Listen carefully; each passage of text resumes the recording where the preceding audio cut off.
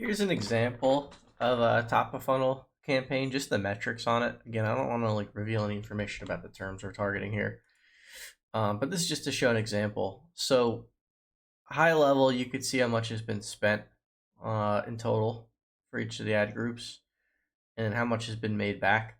So it's got like a current of 0.78.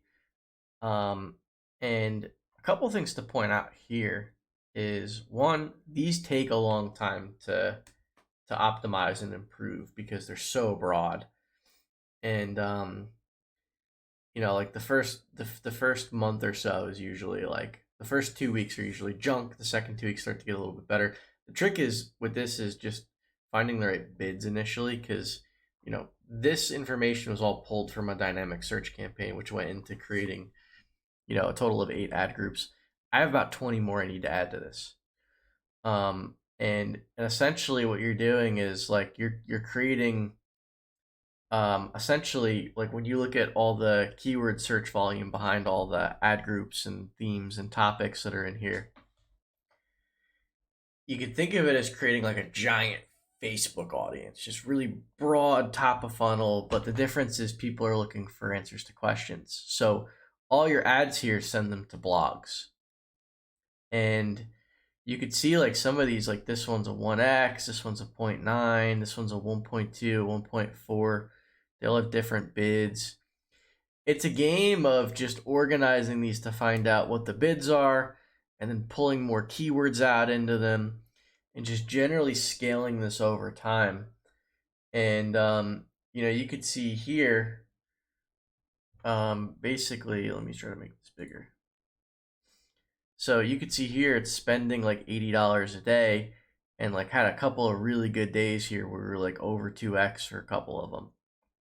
So this was when I tweaked some of the bids. Now we've got holidays, it's probably just a little bit slower. Northbeam usually shows a different story too. But one other thing to look at here is just like, where else are you getting that kind of a ROAS with an average of 14-cent CPC?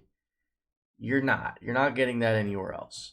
So that's where I think right now there's a massive opportunity with top of funnel search campaigns and creating the content to go with it.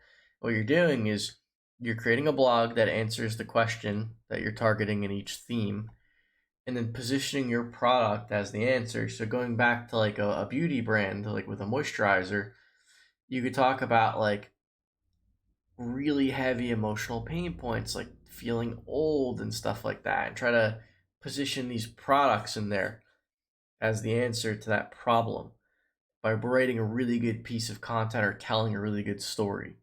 So this is really cool because no one's bidding on these terms. That's why the competition's so low. And that's where there's a lot of opportunity in this for some brands.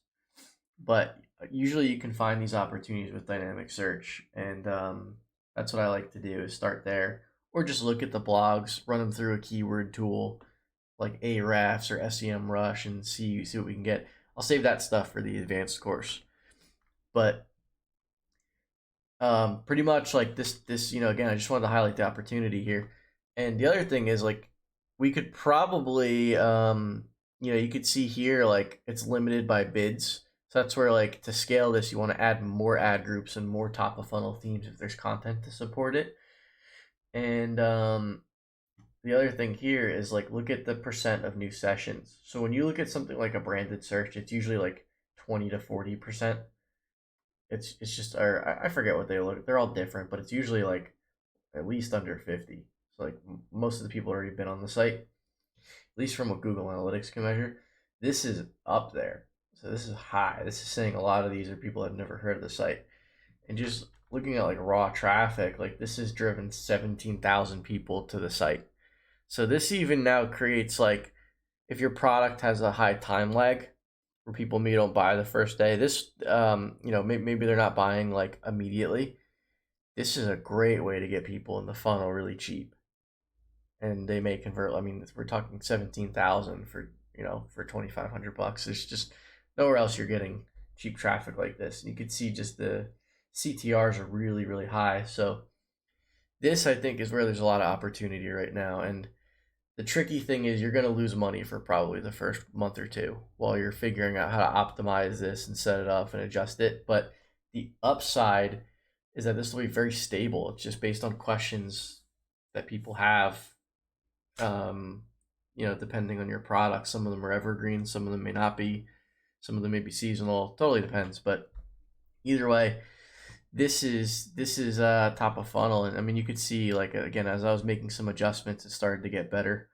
So I'll just continue to add ad groups to this, adjust bids, adjust budgets, pull new keywords out. Like I haven't even pulled keywords out for keyword extraction yet.